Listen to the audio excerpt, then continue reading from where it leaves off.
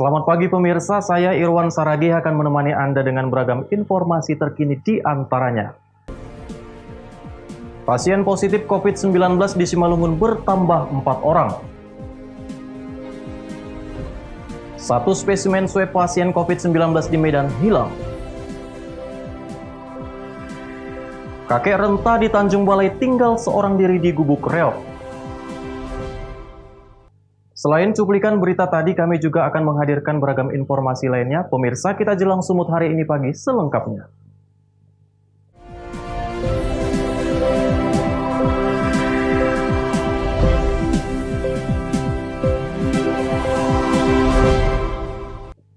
Pemirsa, jumlah pasien positif COVID-19 di Kabupaten Simalungun terus bertambah. Pertanggal 29 Mei 2020, pasien COVID-19 bertambah sebanyak 4 orang. Dari keempat pasien tersebut, satu diantaranya merupakan petugas medis.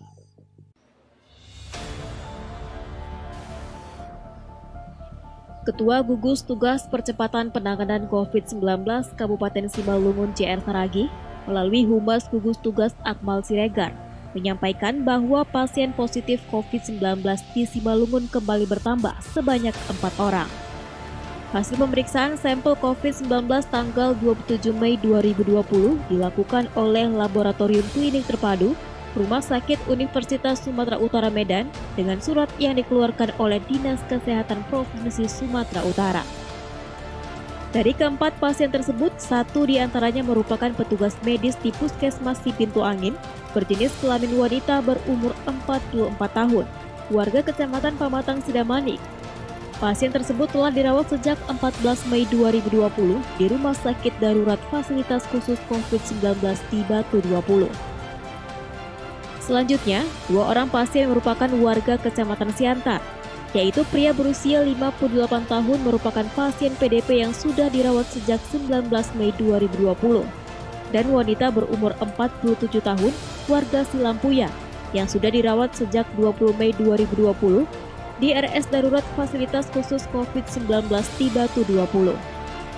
Kemudian satu orang lagi warga Kecamatan Tapian Dolok berjenis kelamin pria berumur 58 tahun yang sudah dirawat di Rumah Sakit Perdagangan sejak 17 Mei 2020. Hari ini tanggal 29 Mei 2020, update kita pukul 8 pagi tadi terjadi penambahan kasus pasien COVID hasil swab sebanyak 4 orang. Di mana salah seorangnya merupakan petugas medis kita yang bertugas di Dolok Pardamaian yang beralamat di Pamatang Sidamanik. Selanjutnya yang kedua, 2 orang merupakan warga Kecamatan Siantar dan 1 orang lagi warga Kecamatan Tapian Dolok.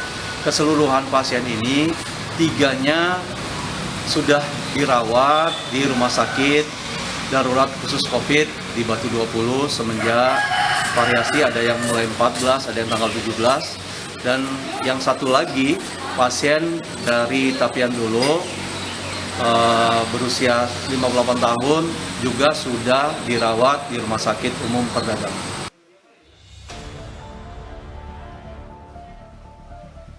Dengan penambahan 4 orang warga Simalungun positif COVID-19 berdasarkan hasil swab test, hingga saat ini pasien positif COVID-19 di Kabupaten Simalungun menjadi 20 orang dan 6 pasien telah dinyatakan sembuh. Untuk memutus mata rantai penyebaran COVID-19, pemerintah berpesan kepatuhan masyarakat dalam menjalankan protokol kesehatan harus ditingkatkan, tidak panik dan waspada. Dosi Simarmata melaporkan untuk Evarina TV. Penyebaran kasus COVID-19 di 3 kabupaten kota di Sumatera Utara terus mengalami peningkatan. Daerah zona merah tersebut adalah Medan, Binjai, dan Deli Serdang. Dinas Kesehatan meminta 3 daerah ini melakukan isolasi untuk memutus mata rantai penyebaran COVID-19.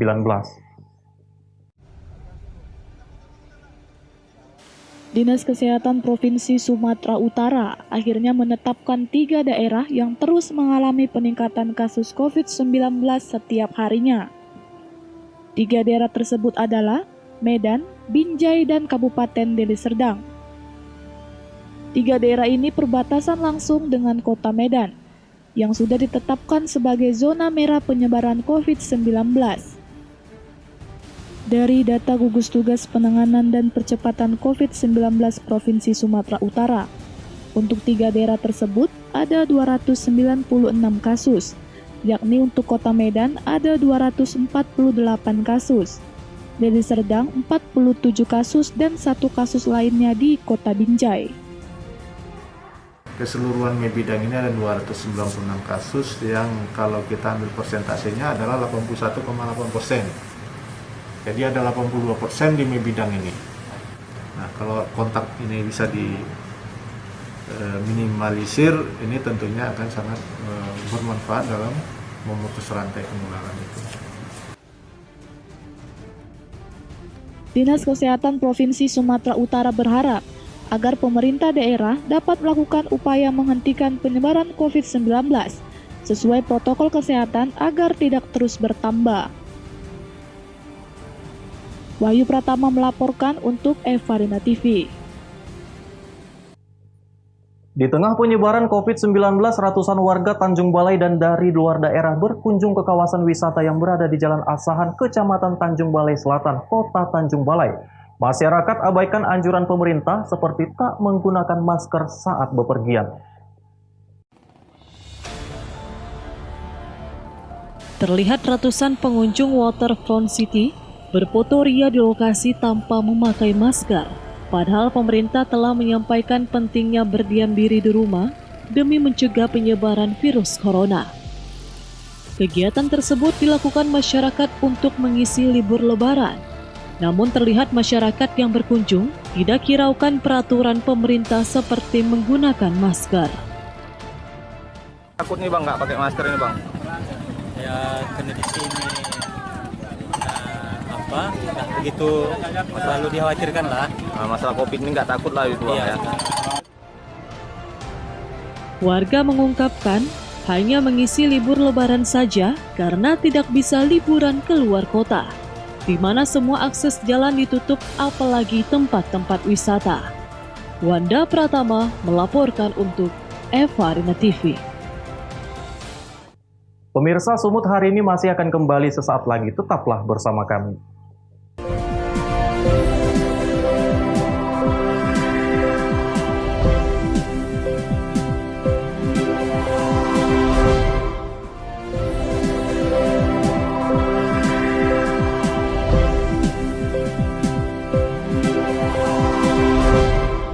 Terima kasih Anda masih bersama kami. Pemirsa, Ombudsman Republik Indonesia Perwakilan Sumatera Utara mengungkap hilangnya 1 spesimen uji swab pasien COVID-19 di Medan. Hilangnya spesimen swab pasien yang masih anak-anak tersebut berdasarkan laporan orang tua pasien pada 25 Mei lalu.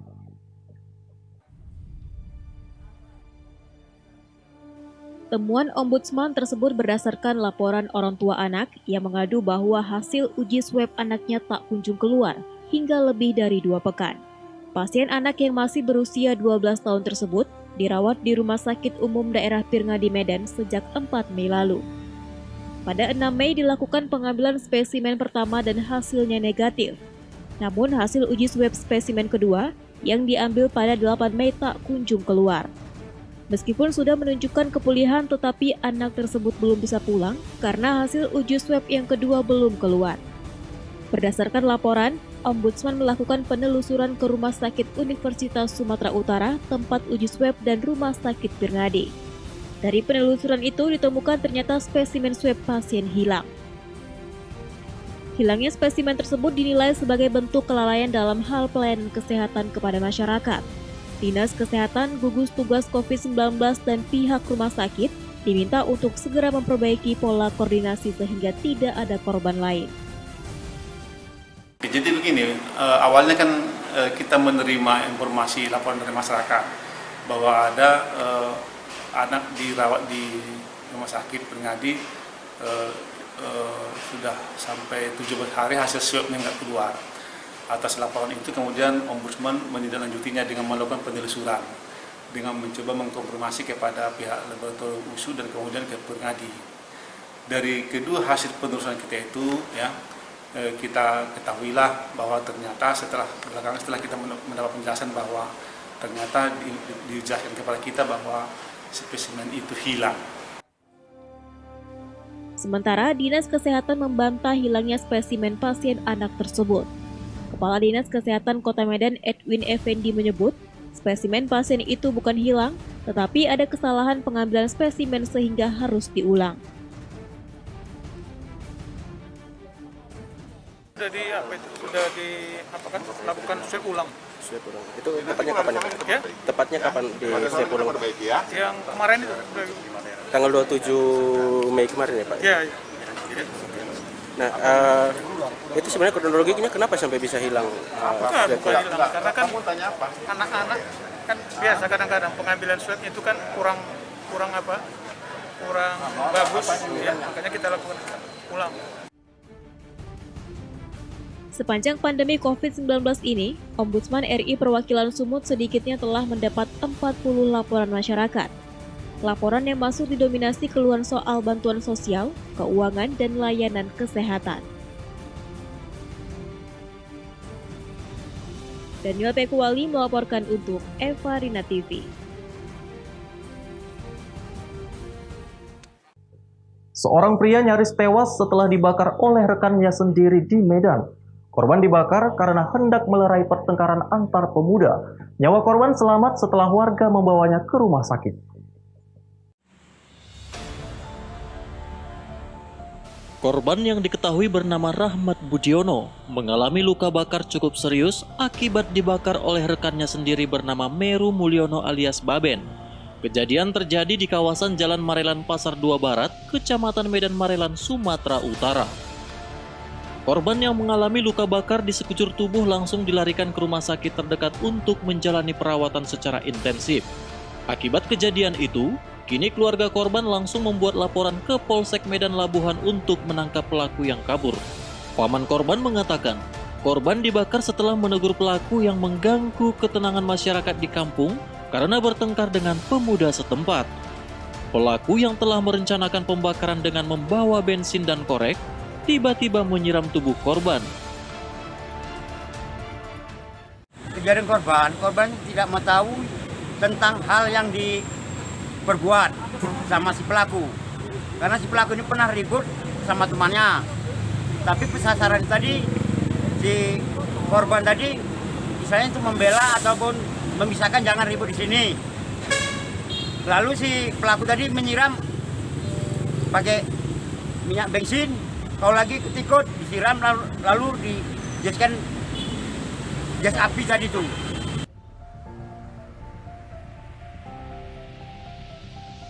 Kini korban masih dirawat di rumah sakit umum guna menjalani perawatan intensif dan direncanakan akan menjalani operasi akibat luka bakar di sekujur tubuh.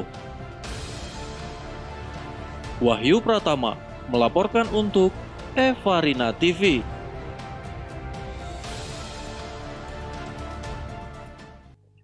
Pemirsa, kita beralih ke informasi lainnya.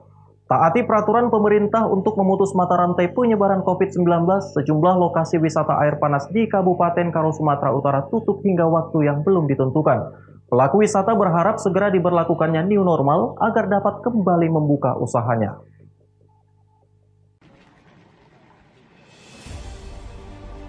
Sejumlah lokasi wisata tempat pemandian air panas di Desa Daulu, Kecamatan Brastagi, Kabupaten Karo, Sumatera Utara tutup pasca keluarnya surat edaran dari pemerintah penutupan lokasi wisata beberapa waktu lalu. Tampak terlihat kolam-kolam pemandian yang kosong dikarenakan tidak diperbolehkannya wisatawan datang berkunjung. Hal ini pun dipertegas oleh Kepala Desa Semangat Gunung. Penutupan objek wisata tempat pemandian air panas ini sudah berlaku sejak beberapa bulan terakhir. Para pelaku wisata setuju dan mengikuti arahan pemerintah untuk memutus mata rantai penyebaran COVID-19. Penjagaan pun diberlakukan dan diperketat di pintu masuk desa. Bagi pengunjung atau wisatawan yang datang tidak diperbolehkan masuk.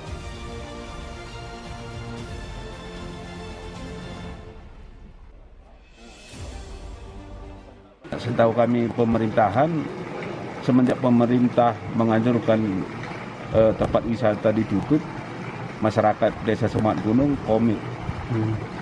Sampai saat ini saat ini belum ada yang buka. Tapi Berarti informasi yang di luar sana berarti menyatakan air panas buka itu bohong itu Pak? Kalau menurut kami bohong lah. Nah, setahu kami nggak ada lah. Nggak ada.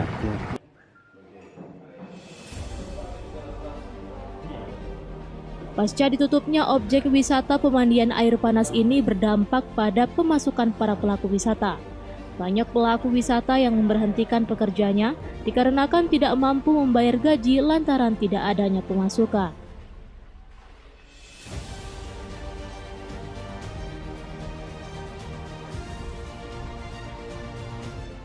Saya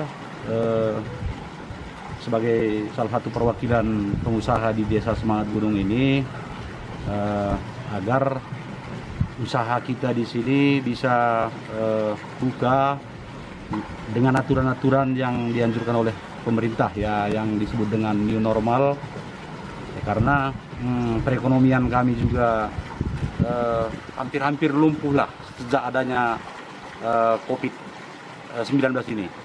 Para pelaku wisata berharap program pemerintah melalui new normal dapat segera diberlakukan agar usahanya dapat tetap berjalan sehingga tidak sempat gulung tikar. Chandra Bukit melaporkan untuk Eva Rina TV. Pemirsa, Sumut hari ini akan kembali dengan informasi menarik lainnya. Tetaplah bersama kami.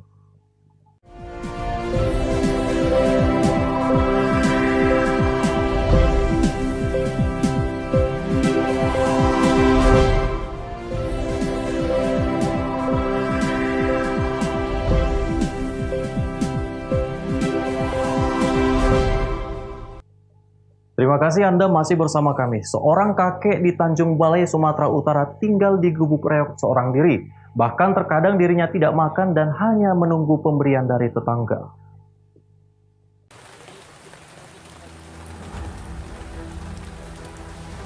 Di gubuk reot inilah salah seorang warga Jalan Sipori-Pori, Kelurahan Pulau Buaya, Kecamatan Teluk, Kota Madia Tanjung Balai, menghabiskan masa tuanya.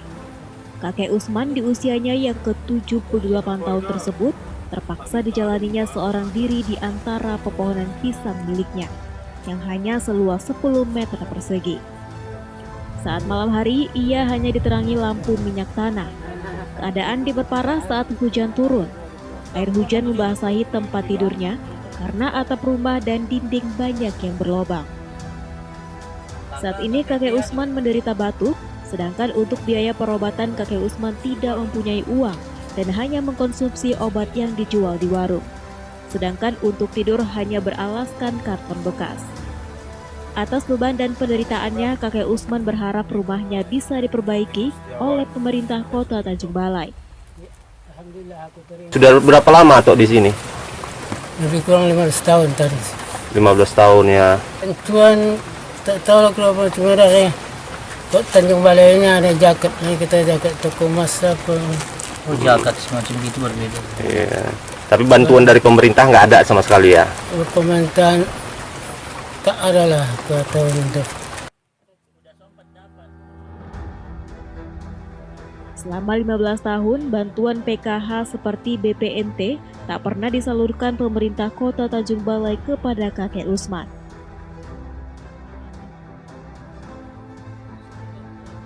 Wanda Pratama melaporkan untuk Eva Rina TV. Pemirsa, luasnya Danau Toba hingga mengelilingi beberapa kabupaten, salah satunya di Samosir. Di tengah pandemi saat ini, pinggiran Danau Toba di kawasan perairan Pulau Samosir ramai dikunjungi warga untuk memancing.